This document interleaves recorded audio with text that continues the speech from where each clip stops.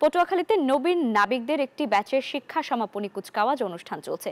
সেখান থেকে বিস্তারিত জানাতে যুক্ত হচ্ছেন সহকর্মী শিকদার জুবায়ের। জুবায়ের, কুচকাওয়াজ সহ কি কি কর্মসূচি রয়েছে আজকের এই আয়োজনে?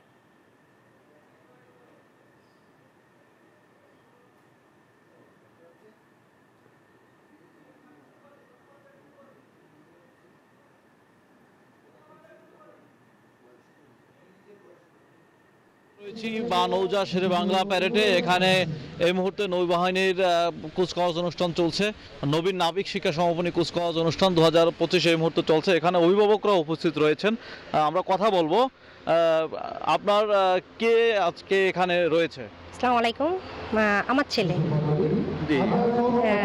বাংলাদেশ নৌবাহিনীতে একজন নাবিক হিসেবে সে গণ্য হয়েছে। তো একজন বাংলাদেশ নৌবাহিনীর নাবিক হিসেবে, তার মা হিসেবে, একজন গর্বিত নাবিক হিসেবে, তার মা হিসেবে আমার নিজেকে অনেক গর্বিত মনে হচ্ছে আর কি। তাকে দেশের জন্য সে কিছু করতে পারছে, দেশের একজন গর্বিত সৈনিক, সেই হিসাবে তার মা হিসাবে আমার নিজের অনেক গর্ব লাগতেছে। আর দীর্ঘ 6 মাস পর তার সাথে আমার এই দেখা হবে। এখনো দেখা হয়নি, ইনশাল্লাহ আশা রাখি দেখা হবে, এটাই আর। জি, ধন্যবাদ।